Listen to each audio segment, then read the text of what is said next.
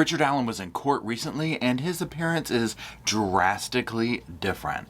He also has been saying things behind bars that we're going to talk about in today's video.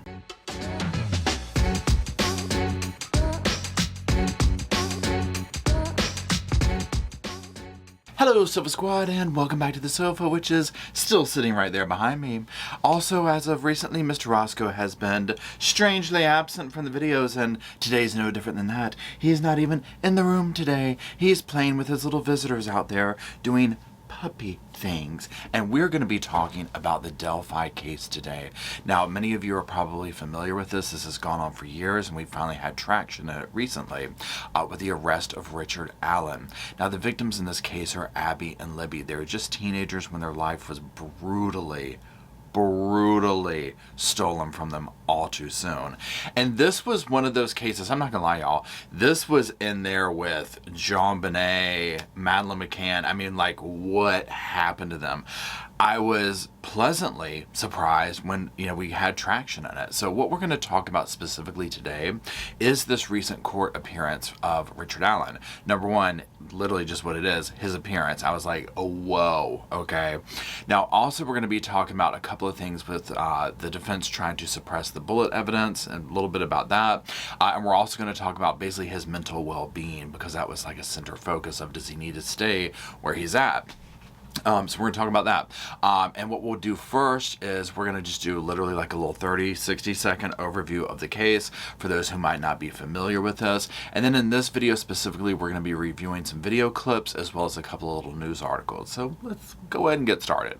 Now, before we jump into the video today, I do want to give a big shout out to our sponsor who is helping keep the doors open and the cushions fluffed. The Sofa Squad sponsor today is Factor. Y'all, I'm still loving them and was so excited to work with them again and share them with you all. It's my busy season at work, and Factor has really been helping to alleviate another layer of stress when it comes to my meals and eating right. So what is Factor? Look, when you sign up with Factor, you're going to get fresh, ready-made meals delivered right to your doorstep. They're chef created, they're fresh, they're never frozen, and they're designed by dietitians that are going to ensure that every meal is packed with premium, science-backed nutritional quality. There's no meal prep, no dishes, no more unhealthy fast food. For me, Factor has been the most convenient way to eat well while eating right. That's one of the things that I've really enjoyed about using Factor, is that their meals have taken the guesswork out of eating well, and I find that I'm not making those last-minute trips to the fast food or delivery or anything like that.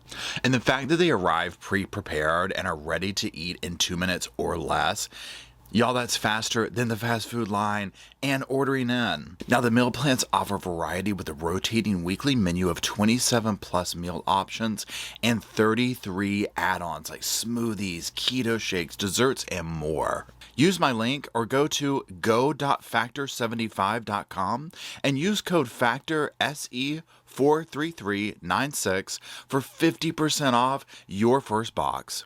So Richard Allen was charged with the murders of Abby and Libby. Now, February 13th, they were dropped off, Abby and Libby, they were dropped off to go for a little hike.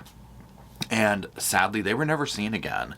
And their bodies were very soon thereafter found in a creek, and they had been brutally murdered, like I said. Now, one thing that was interesting about this case, which I think played to their benefit, possibly, I don't know, we'll see, is that very, very little information was given out about this. There was a small snippet of clip, an audio clip that was put out, as well as like a little video part to it. And it's called Down the Hill. This case has kind of become synonymous with that. I'm going to play it here real quick just for those who might be new to this and have not seen it, and then we'll continue. Prosecutors allege the 50-year-old was caught on a chilling recording on Libby's phone moments before the girls' deaths. Now, what you're hearing there is, like they said, Libby recorded this.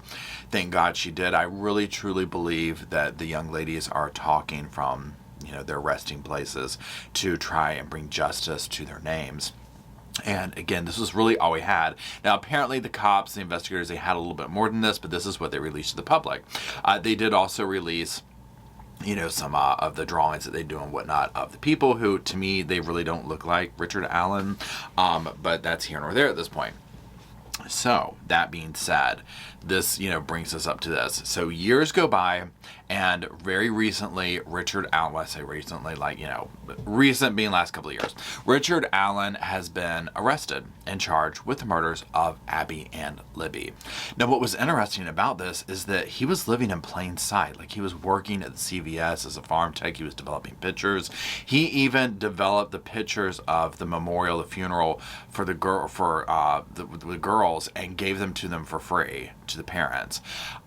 So there's a lot of stuff like that. It's just like, how did this happen? Now, he also was interviewed and placed himself in this interview on the trail seeing the girls. So this is one of those things where probably during trial we will find out why exactly he slipped through the cracks, but nonetheless he slipped through the cracks, and now it's been years later. Now, also what was absolutely just, bizarre to me in this case is you have another person involved but not involved at this point, and this gentleman was going by this fake catfishing name, Anthony Schatz. Now, if you don't know what catfishing is, it's basically like a real person using somebody else's photos to talk to people and like catfish them. There's a popular show by that. So this dude had like snagged some male model photos, and he does not look like a male model. Now, he was talking to them the morning of, and then strangely, oddly enough, then allegedly Richard Allen shows up to where the girls are located, and then this takes place.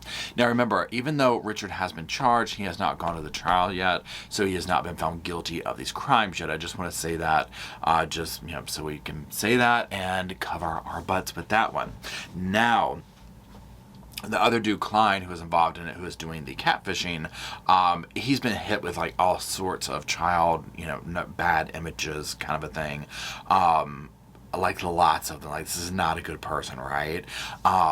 So I'm very interested to see what plays out with that. To me, it's just such a weird coincidence that you have these two people in the same town with all this going on. But again, we'll just see. I mean, is it a coincidence? I don't know. Anyways, so that's literally a very quick overview. Now, along the years, there's been, this person did it. Oh, we're interested in this person. But all along, allegedly, if Richard Allen is found guilty, and it does show that he did it, if they find that out during trial, then he was under their noses the whole time. Okay, so speaking of the trial, it is now set for January 8th, 2024. It's supposed to last around 3 weeks. Okay, let's talk about the hearing that took place recently, and we're going to use some news clips to kind of talk about the different variant parts of it, and let's go ahead and dive in. Today's hearing, the Carroll County prosecutor, Nicholas McLeland, said Richard Allen made, quote, incriminating statements over the last few months while he's been in prison. He said Allen, quote, confessed 5 or 6 times to killing the girls, end quote. Okay, so here's the thing. We don't know exactly what these statements were. His defense, of course, when we'll listen to a clip about that, is saying, no, that's not the case. It was generic. It was this. It was that. When we get into his mental health stuff, we'll talk about it, because honestly, I would need to hear exactly what he said that is being considered a confession. Because here's my thing.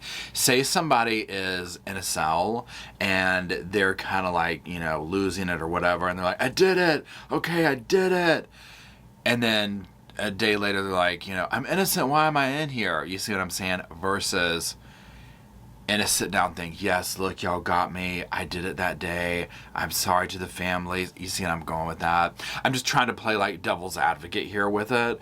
Because again, I'm just very interested to see what exactly does the state have against him besides the bullet thing, because we're going to talk about that in a minute. But let's listen to the next clip. Allen's attorneys acknowledge the statements, but say they're not reliable, blaming them on Allen's mental state in jail. The defense then asked for Allen to be moved to a different facility. Okay, now this is at the heart of it, of them wanting him to go to a different facility. We're going to kind of segue into that, as well as like what they're saying with his mental health and whatnot. And again, like I said, I would have to hear the statements, right?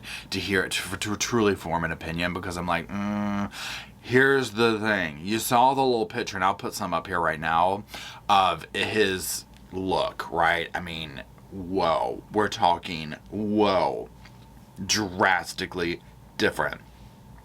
I mean, this is somebody who's lost a ton of weight. He doesn't really look good, meaning not in like a superficial way, like, oh, he's not whatever. I'm talking about like, he's not walking normal. He looks like he's on something. I mean, and these are things I would expect from somebody who, has been in the situation that he's been in, right? Now, again, because I'm on the side right now of, he hasn't gone to trial yet, so I don't really know. You know what I mean? Like, if he's guilty or not. But I'm just like, wow. I mean, it's so creepy what this incarceration has done to him. And again, it's like, is it guilt? Is it the whole thing of being incarcerated in this kind of close confinement and this type thing? Or is it guilt? Or is it both? I don't know. But let's go ahead and look at this news clip. And what I meant by that is actually, let's read what's on the screen. This is from Daily Beast. And as you see here, we'll just read through and talk about it. So it says, Allen has been detained in an isolation cell at Westville Correctional Facility under conditions his attorney described in an April court filing as borderline inhumane. He appeared gaunt and confused during the hearing, and his manner in court completely incoherent. According to attorney Bob Moda, who is not involved with the case but was in the courtroom as an observer. I fully anticipate that Richard's attorneys will be challenging his competency imminently, he wrote on social media. His eyes were vacant. He estimated that Allen's lost like 40 pounds and said he looked tranquilized. I can agree. I wasn't even in court with him, and I'm looking at him, I'm like, something's like not right with him. And so again, it can either play into his favor, right? I mean, we're not in there with him, and I don't even know the man, right? I'm not in his cell. I don't know what's going on. Like, is he tranquilized? Do they have him on heavy psych meds? I would assume so. Like, what is going on? Because, like, seeing him in court, I was like, oh my God, like, this is like, whoa, So this could work to his benefit if they're going to try and go with, some kind of like, psychological type component to the crime. Now, let's go ahead and watch the actual next news clip. 23 hours a day, every day, Richard Allen's life is confined to an 8.5-foot by 12-foot cell, which is actually smaller than a parking space. Yeah, wow. Fire hot on that one. Okay. I liked how this reporter did that in the parking lot to kind of give us an idea. Again, if this turns out that the evidence is, absolutely evident in the trial, and it's like, hey, he did this, he was found guilty, well, then guess what? He should be so lucky to have that space, because guess who doesn't? Abby and Libby. And that's just how I feel about it. But again, we don't know the outcome of it yet. So let's continue to watch this report on here about his living conditions. Allen has been on watch at Westville Correctional Facility since last fall. The prison's warden testified Thursday that Allen's mental health seemed to decline the last few months. Because he is on suicide watch, the Indiana Department of Corrections has stationed a prison officer outside Allen's cell around the clock. Another inmate was posted at Allen's cell door as part of the facility's companion program, but the warden said that changed once Allen's mental state declined. Okay, so a couple of things about this clip and why I put it up there. Number one, just to get the information out of it, to talk about it. But number two, it showed some really good images of his face up close. So let's put one of those up again and just look at it. Okay, so here you go. I mean, again, just look at that vacant look. Now, granted, this is, okay, I'm being shuffled through here and blah, blah, blah, blah. I got all this, armor stuff on. But I mean, it's like, yeah, this is something is just not right here. And again, is it guilt? Is it mental health? Like, we don't know, right? Now, let's go ahead and talk about what was said in the clip. Okay, so with the warden getting up there talking about, like, look, his mental health is declining, yada, yada, we've stationed a prison guard right outside his cell. I'm like, oh my God, right? Like, this is, like, serious. When he said the part about they had that prison inmate program or whatever, where they had one outside of his cell, this was my first thought. I was like, really? You would do that? Like, with a case like this? Like, almost like in the way of like the whole Epstein thing, where I'm just like, did we not think we should have maybe guarded him a little bit better? Although that's a whole other thing of, whatever, of however you want to go down that. So with this, I'm like, this is extremely high profile. And in my mind, I'm like, I thought inmates didn't take kindly to other inmates who do crimes that he's accused of. Like, it just doesn't seem like a good idea to have another inmate to be the one to say, hey, I think he's doing something to himself. You know what I'm saying? But I don't know how that program works. These are just my little opinions from the comfort of the sofa, right? So take it for what it is. Now let's go on to the next clip. Now, most of the day yesterday, hours of testimony, was all about Richard Allen's health and whether or not he should stay in this maximum security prison unit. The defense is arguing that Allen's health is deteriorating in isolation, but we heard from the prison warden who told the court he would be worried about Allen's safety if he were moved to a less secure facility. Now, here's the thing, I totally agree. On both sides of the fence. If it's clear that Allen is trying to hurt himself, because apparently he's also on some kind of hunger strike, which is like denying 4 meals in a row. So take that for what it is. I imagine at some point someone's going to get hungry enough to want to eat something. Now, I also don't know how they do their S-Watch at this particular facility. I know I've heard from other facilities when you're on that, you're in like that turtle suit. And you get like a loaf of like, it's not like normal food that you get. It's more like a loaf or something that's kind of gross. Now, again, if you know how it works at this particular place that he's at, drop it in the comments. I would love to know. So there's that, right? He might be like, I don't want that food. I don't know. But the whole part about not being safe, number one, from himself, number two, from inmates. Yeah, because in my mind, I'm thinking, well, yeah, I mean, where could you put him, right? Besides, I mean, maybe like a mental health place, but then, like, I mean, look at the case, right? This is huge. You know, would it be as secure as that? I don't know. I don't think so. But it also plays to me where I'm like, why did you have another inmate? And they don't anymore, so I'll give them that, right? But that whole thing just seems so weird to me that they would do that. But let's go ahead with the next clip. Allen was even monitored while speaking to his attorneys. They say prison guards videotaped those meetings, and Westville staff directed Allen to sit in a specific chair that faced a window where prison staff stationed outside the room then recorded the entire meeting through the window. Now, this part right here, I'm like, ugh. Why did we have to do that? Like, these are the things that happen in these cases where, you know, I'm just like, okay, are we jeopardizing the integrity of the case once it hits the courtroom, right? Clearly this is not good, and we're going to hear a clip of what the judge has done about this. Now, also, the prison staff might be like, look, we're trying to, secure his safety from himself and whatnot. So they might be like, well, we're going to record this, but, whatever. But I still, take pause with this just because I'm like, look, we have to dot our I's and cross our T's for these cases to make sure that nothing can happen so that there is like, an appeal or this and that for something stupid, right? There's nothing worse than when these criminals are taken to trial and they're called dead to wrong, right? But then it's like overturned because of some messy technicality as opposed to like something that like couldn't be prevented, or you know what I'm saying? Like, to me, this is like, you could prevent this by just following the rules and whatnot. But let's listen to what the judge did. At the hearing, the judge agreed to sign a restraining order preventing Westville Correctional Facility staffers from recording future meetings between Allen and his attorneys. Now, I thought that was really like, whoa, I mean, the judge is doing a restraining order on the damn staff? I mean, that's serious, right? Now, that just might be like protocol for something like this that they have to do, but nonetheless, I was like, wow, like, that's intense, right?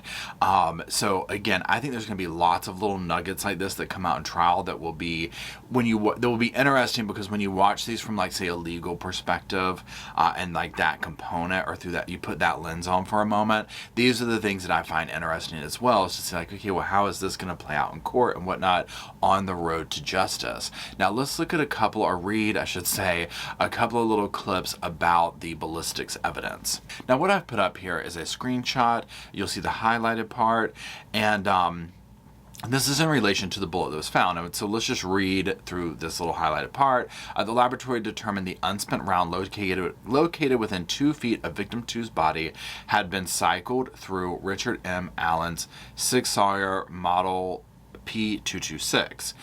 Okay, so keep in mind for this part of the case that this bullet was found. This is like a direct correlation here of his bullet near the victim from his gun. I mean, this is not good, right? Now let's switch over to this next clip right here real quick. So it says an unspent .40 caliber round discovered near the girls' bodies was traced to a gun owned by Allen, police said. Allen, who told investigators no one else had ever used his gun, had no explanation for why the bullet was found there, prosecutors previously said. The defense team called the ballistics evidence flimsy and has moved to strike it from being introduced at Allen's trial, which is set to begin early next year. Okay, so now here's my thing on this, and I've watched a few different videos about like people, what they have to say about this part. And, and these are like, say, like real lawyers making commentary or whatever. Specifically, I saw one thing on court TV that I'm thinking of where they really were playing devil's advocate with the evidence, like looking at it through a prosecutor versus defense. And they literally all were in agreement that it's like anything we could say is positive for the prosecutor can easily be turned around to reasonable doubt for the defense. So one thing they said about this, which I was like, I haven't thought about this previously, was they're like, look, one of the defense people was like, look, if I took you to my hunting property or whatever, you're going to find, evidence of my bullets being there and whatnot. And I was like, you know what? I mean, I don't know if you can hunt in this particular area, but, and again, what are the chances, right, of this being that way? I mean, I get this, right? And nonetheless, I'm curious to see if they come up with this. If all of a sudden it's like, oh no, well, he hunts and he had bullets in his pocket, or if you're allowed to hunt there. Oh no, he's gone hunting there before. I mean, it's just a coincidence that the bullet was there, right? I mean, come on. Now, to me, I don't really believe in coincidences like that to this degree. I think there's a reason that bullet was there, and I don't think it was by accident. But we won't know until trial comes up, right? That's just my opinion. So, if they throw out the bullet evidence, that's major. That's major. Again, from my non-legal perspective, I don't think they will, but we'll see, right? I mean, who knows? Now, also, I would be curious to see if they come up with anything, because they're already saying that Richard was like, no, nobody else has ever used this. There is no reason it would be there, which I think is interesting, because another thing that I heard a defense commentator saying is, you know what? He's cooperated. He's told them everything that he could. They could use this in his defense, literally. And it makes me wonder, too, are you dealing with somebody who is so confident in talking their way out of something? You know how we see these cases where it's like, whatever personality disorder somebody has going on, they're going to get on the stand and try and talk their way out of an obvious crime. Things of this nature is where I'm going with this. So I'm like, are we dealing with this, or are we dealing with somebody who was like, I don't have anything to hide? No, yeah. The little bit of evidence I've seen so far, I'm like, like he really fits the description, and the video, the body size has the same clothes, the bullet. I mean, come on. But you know how these cases are with it. I mean, the defense is going to come out with their hands up, ready to put up a fight. So we'll see.